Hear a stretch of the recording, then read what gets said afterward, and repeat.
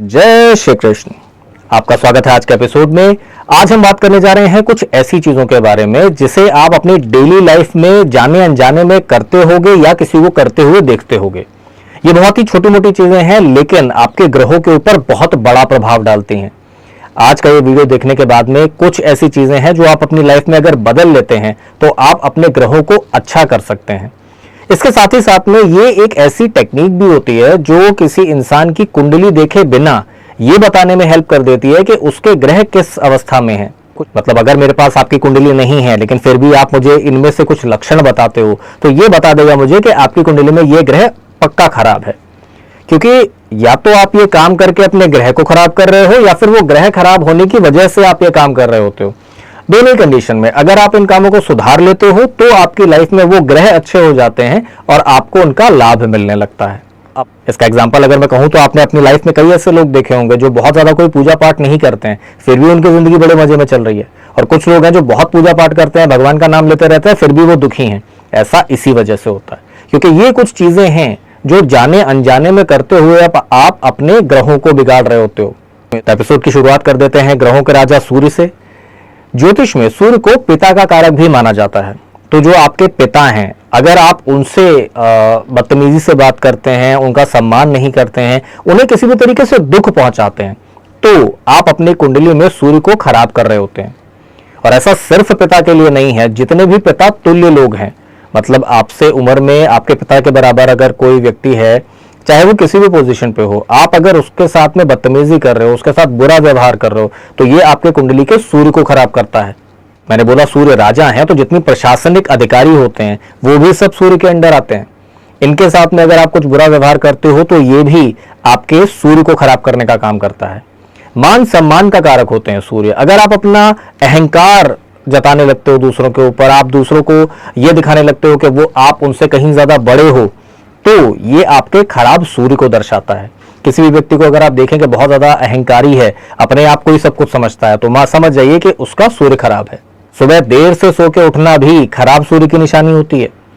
अगर आप देर तक सोते रहते हैं, सूर्योदय नहीं देखते, बहुत 2 बज गया 3 बज गया सो ही रहे हैं, तो ये आपकी कुंडली में सूर्य को खराब करने का काम करता है। अब इसका ये मतलब नहीं कि जितने नाइट शिफ्ट वाले हैं सबका सूर्य खराब हो गया, नहीं। बिना मतलब के अगर आप रात भर जाग रहे हैं कि सुबह 4 बजे आप सोते हैं, 5 बजे सोते हैं, देखा है ना आपने लोग रात भर पार्टी करते रहते हैं। कभी कभी करने के लिए मैं मना नहीं कर रहा हूं कि आप कभी वीकेंड पे जा रहे हो, महीने में एक बार पार्टी कर रहे हो, उसके लिए मना ही नहीं है। आपने नियम बना लिया कि रोज सुबह 4 बजे 5 बजे ही सो रहे हैं, दोपहर तक सोते रहे, उठ नहीं रहे हैं, ये आपके सूर्य को खराब करने का काम करता है। इसके अलावा अगर आप अपने नाखून का ध्यान नहीं रखते, बालों का ध्यान नहीं रखते, जबरदस्ती बढ़ते चले जा रहे हैं, वो आप उन्हें समय समय पर ठीक से काटते नहीं है, अच्छे से नहीं रखते हैं, ये भी आपके सूर्य को खराब करने का काम करता है। अब अगेन लेडीज बोलेंगे कि भाई हम तो बड़े नाखून रखना चाहते हैं, लंबे बाल हमारे होते हैं, तो क्या हमारा सूर्य खराब हो गया? नहीं, मैं साफ रखने की बात कर रहा हूं। अगर आपके नाखून लंबे हैं लेकिन आप उन्हें अच्छे से शेप करके रखते हो, साफ करके रखते हो, तो सूर्य खराब नहीं होगा। जो आड़े टेढ़े मेढ़े करके रखे हैं, गंद जमा हो रखा है नाखूनों के अंदर, उससे सूर्य खराब होता है। आपके बाल लंबे होने से प्रॉब्लम नहीं है, अस्त व्यस्त होने से प्रॉब्लम है कि आप अपने बाल को धोते ही नहीं है, ख्याल ही नहीं रखते हैं कभी उनका, इससे सूर्य खराब होता है। अब बात करें अगले ग्रह की तो वो आते हैं चंद्रमा। अब सूर्य अगर पिता है तो चंद्रमा माता का रूप माने जाते हैं। अगर आप अपनी माता के साथ में बदतमीजी कर रहे हैं, उनका अपमान कर रहे हैं या माता तुल्य किसी स्त्री का अपमान कर रहे हैं तो आप अपनी कुंडली के चंद्रमा को खराब करते हैं। और चंद्रमा के खराब होने से आपको मानसिक अशांति तो होगी ही होगी, मनी फ्लो बिगड़ जाता है क्योंकि चंद्रमा जो है ये मनी फ्लो का भी कारक माने जाते हैं। तो अगर आप किसी भी माता तुल्य स्त्री का अपमान कर रहे हो तो आप खुद अपने पैसों पे भी आग लगा रहे हो। चंद्रमा को जल का भी कारक माना जाता है, तो पानी वेस्ट करना भी आपके चंद्रमा को खराब करने का काम करता है। कई लोगों को आपने देखा होगा ना कि शावर चला के ही छोड़ देते हैं कि चल रहा है तो चल रहा है। आपने देखा नलका खुला छोड़ देते तो खुला ही छोड़ देते हैं कि पूरा शेव बना रहे हैं, पूरा नलका चल ही रहा है। पानी को तो वैसे भी बर्बाद नहीं करना चाहिए, जितना हो सके अच्छे से ही यूज करना चाहिए। लेकिन अगर आपके पास बहुत पानी है और आप उसे बर्बाद करते हो तो ये आप एक तरीके से पानी नहीं बहा रहे, अपना पैसा बहा रहे हो। खासतौर पर कहा जाता है कि अगर आपके घर में कोई लीकिंग टैप हो, किसी पाइप से पानी बह रहा हो, नल से पानी टपक रहा हो, तो उसे सबसे पहले ठीक कराइए, वरना आपके जबरदस्ती के खर्चे बढ़ जाएंगे। वहीं आपके घर में कहीं पानी जबरदस्ती जमा होकर रखा हुआ है, कभी कभी होता है ना, टूटे बर्तन पड़े होते हैं छत पे, बालकनी में, वहां पे बारिश का पानी जमा हो गया या कोई गंदा पानी जमा हो गया, ये भी आपके चंद्रमा को खराब करने का काम करता है। आपका मन भी अस्थिर रहेगा और फाइनेंशियल इंस्टेबिलिटी भी आएगी। अगला नंबर आता है मंगल का। मंगल को ज्योतिष में सिबलिंग्स का कारक माना जाता है।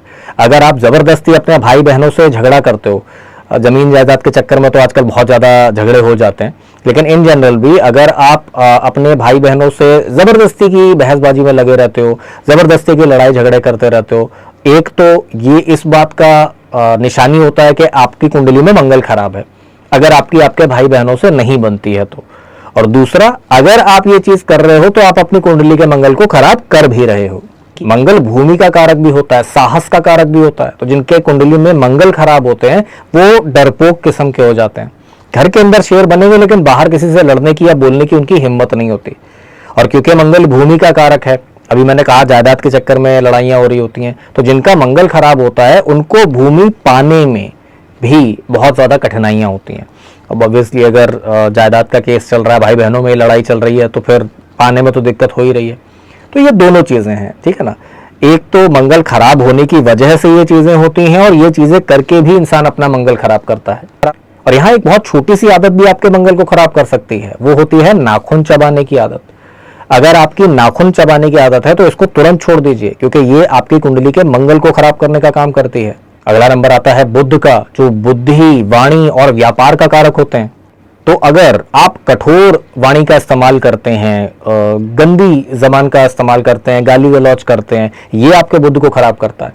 बुद्धि का भी कारक होता है बुध, तो अगर आप किसी के साथ धोखाधड़ी कर रहे हो, छल कपट कर रहे हो, कि आपने किसी को धोखा देके उसके पैसे मार लिए या कुछ कर लिया, ये भी आपके बुध को खराब करने का काम करता है। और आज की डेट में जो लोगों की बहुत ज्यादा कॉमन आदत बनी हुई है, बाथरूम में ले जाके फोन को यूज करना, ये भी आपके बुध को खराब करने का काम करती है, क्योंकि बुध कम्युनिकेशन का कारक होते हैं। फोन एक कम्युनिकेशन का डिवाइस है, इसको अगर आप बार बार वॉशरूम में जाके यूज करोगे, ये आपके बुध को खराब करने का काम करता है। तो अगर ये आपकी आदत है तो इसको छोड़ने का प्रयास कीजिए, और जितनी जल्दी छोड़ दें उतना अच्छा। जितने भी ऐसे लोग आपको दिखाई देते हैं, या तो उनका बुध खराब होता है या फिर वो अपना बुध खराब कर रहे होते हैं इन चीजों के चक्कर में। अगला नंबर आता है गुरु बृहस्पति का। गुरु बृहस्पति, गुरु कहा ही जा रहा है तो वो गुरुओं का कारक होते हैं, भाग्य का कारक माना जाता है गुरु बृहस्पति को। तो अगर आपने अपने गुरुओं का अपमान किया, जिनसे भी आप कुछ सीख रहे हो, गुरु वो नहीं होते जो सिर्फ आपको स्कूल में पढ़ाएं, वो तो आपके गुरु हैं ही, लेकिन इसके अलावा भी अगर आपने स्कूल से, कॉलेज से निकलने के बाद किसी से शिक्षा प्राप्त की है, तो वो भी आपके गुरु ही होते हैं। आपको कभी उनका अपमान नहीं करना चाहिए। आज की डेट में देखा होगा आपने, कंपनियों में ट्रेनर्स होते हैं, आपको कुछ सिखा रहे होते हैं, और जो बच्चे होते हैं वो पीठ पीछे जाके उन्हीं की बुराई कर रहे होते हैं। आपको ये नहीं करना चाहिए, ये आपके बृहस्पति को खराब करता है। ऐसा इंसान जो होता है उसे अपने नॉलेज के ऊपर बहुत ज्यादा घमंड हो जाता है। जिसका बृहस्पति खराब होता है ना, वो हमेशा यही बोलता है कि मुझे तो सब कुछ आता है। और जो भी इंसान ऐसा बोले कि मुझे सब आता है, जनरली उसे कुछ नहीं आता, क्योंकि फील्ड कोई भी हो उसमें सीखने के लिए हमेशा कुछ ना कुछ होता ही है। जिनका बृहस्पति खराब होता है वो बिना मांगे आपको सलाह देते हुए दिख जाएंगे, क्योंकि उन्हें अपने ज्ञान का दिखावा करना होता है कि मैं बहुत ज्यादा ज्ञानी हूं, मुझे सब कुछ आता है। तो वो आपको ज्ञान झाड़ते हुए मिल जाएंगे कि वो दूसरों को जा जाके बता रहे हैं कि अरे मेरे को तो ये भी आता है, मुझको तो ये भी आता है, इसका जवाब तो मैं दे सकता हूँ, ये कर सकता हूँ। ये होती है बृहस्पति खराब वाले की निशानी। और ये सब चीजें करके, अपने गुरुओं का अपमान करके, अपने गुरुतुल्य लोगों का अपमान करके आप अपना भाग्य भी खराब करते हो। क्योंकि जिसकी कुंडली में गुरु खराब हो जाए, बृहस्पति खराब हो जाए, ऐसे इंसान को भाग्य का सहारा कभी नहीं मिलता। वो हमेशा यही बोलता हुआ मिलता है कि मेरे को तो किस्मत ही साथ नहीं देती, किस्मत ने ही सहारा नहीं दिया। अगला नंबर आता है शुक्र का, जो प्रेम का, कला का, सुखों का कारक माने जाते हैं। तो अगर आप कभी भी किसी स्त्री का अपमान करते हैं, उसके साथ में गलत व्यवहार करते हैं, उसके पैसे मार लिए आपने, बदतमीजी करी आपने उसके साथ, तो ये आपके शुक्र को खराब करने का काम करता है। और शुक्र तो है ही लग्जरी का कारक। अगर कुंडली में शुक्र खराब हो गए तो आप कितनी भी मेहनत कर लो, कितने भी पैसे कमा लो, आप जिंदगी में खुश नहीं रह सकते। आपने देखा होगा कई ऐसे किस्से सुनने को आपको मिलते हैं कि कोई भिखारी था, उसके मरने के बाद पता चला कि उसके पास तो करोड़ों रुपए थे। अरे जिंदगी तो भिखारी की जी ना उसने। तो पैसा होना सुख होने का या खुशी होने का कारक नहीं होता कि किसी के पास पैसा है उसके पास खुशी भी हो। जिनका शुक्र खराब होता है उनको देख के ही आप पहचान जाओगे। मैले कुचैले, फटे पुराने कपड़े पहनने की आदत होती है उनको। ऐसा होगा, लेकिन जो भी फटा पुराना कपड़ा मिल जाएगा वो पहन के निकल जाएंगे, देखने में ऐसा लगेगा कि पता नहीं कितने दिनों से बाल नहीं बनाए उन्होंने। ऐसे लोग होते हैं खराब शुक्र वाले लोग। ज्यादातर ऐसे लोग जो होते हैं ये आलसी किस्म का दिखाई देते हैं, अपनी जिम्मेदारियों से भागते हुए दिखाई देते हैं। तो अगर आप कभी किसी स्त्री का अपमान करते हो तो आप अपनी कुंडली के शुक्र को खराब कर रहे होते हो। आपके पास चाहे पुराने कपड़े ही हों, लेकिन आपको हमेशा उन्हें धो के पहनना चाहिए, साफ करके पहनना चाहिए। फट गया है कपड़ा तो जरूरी नहीं है फेंक दो, नया लेके आओ, आप उसको सिलवा लो। नया ला सकते हो तो जरूर लेके आओ, लेकिन अगर आपका कोई पुराना कपड़ा है, आप नया नहीं खरीद सकते हो, सिलवाने का तो इतना बड़ा काम नहीं हो गया ना। आप फटे कपड़े ना पहनो, ठीक है ना। बाल अस्त व्यस्त करके मत रखो, मुंह तो धो सकते हो, बाल तो अपने बना सकते हो। अगर आप साफ सुथरे होकर रहते हो, अच्छे होकर रहते हो, तो ये आपके शुक्र को अच्छा करने का काम करता है। इसके बाद आते हैं शनि महाराज, जो है कर्म के देवता, अनुशासन के देवता, न्याय के देवता। अगर आप अपने से नीचे तबके के लोगों को, किसी मजदूर को, किसी कर्मचारी को, अपने से नीचे काम करने वाले किसी भी इंसान को परेशान करते हो, तो आप अपने कुंडली में शनि को खराब करते हो। खास तौर पे जो मजदूर लोग होते हैं, गरीब लोग होते हैं, सफाई कर्मचारी होते हैं, ये शनि के कारक माने जाते हैं। इनको अगर आप परेशान करते हो, इनके साथ बदतमीजी करते हो, इनका पैसा मारते हो, आप अपनी कुंडली के शनि को बहुत खराब कर लेते हो। अनुशासन के भी कारक हैं, नियम के कारक होते हैं शनि महाराज। तो अगर आप जबरदस्ती का आलसपन दिखाते हो, चीजों को टालते रहते हो, टाइम पे चीजें ना करना आपकी आदत बन चुकी है, तो आप अपने शनि को खराब कर रहे हो, और ये खराब शनि की निशानी भी होती है। जो इंसान आपको हमेशा चीजें टालता हुआ दिख जाए, कल के ऊपर टालता हुआ दिख जाए, डिले करता हुआ दिख जाए, ऐसे इंसान का शनि 100% खराब होता है। जितने भी आपको नशे में पड़े हुए लोग दिखाई देंगे, लत लगी हुई है जिनको, इनका भी कुंडली में शनि खराब होता ही है। तो नशे की चीजों का सेवन तो वैसे भी नहीं करना चाहिए। आपसे नीचे के जो भी लोग हों, खास तौर पे जो आपके यहाँ काम करने वाले वर्कर्स हैं, उनको हमेशा खुश रखने का प्रयास कीजिए। मैं ये नहीं कह रहा हूँ कि उनकी 10,000 रुपए की सैलरी है तो उन्हें 15,000 देना शुरू कर दीजिए। आप उनके साथ इज्जत से बात कीजिए, तमीज से बात कीजिए।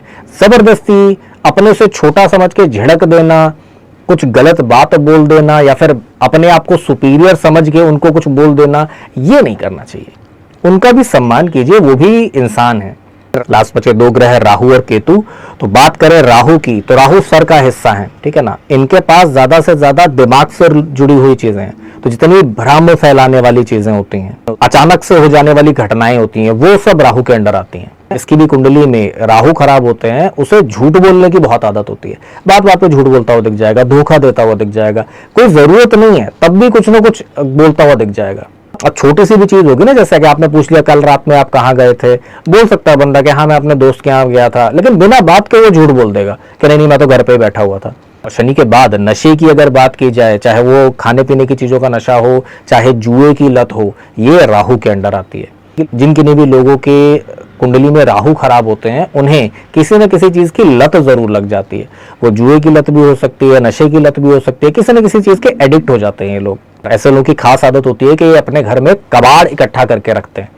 कोई जरूरत नहीं है किसी चीज की, टूट चुका है, खराब हो चुका है सामान, फिर भी उसे अपने घर में जोड़ के रखेंगे। ये आदत हो जाती है।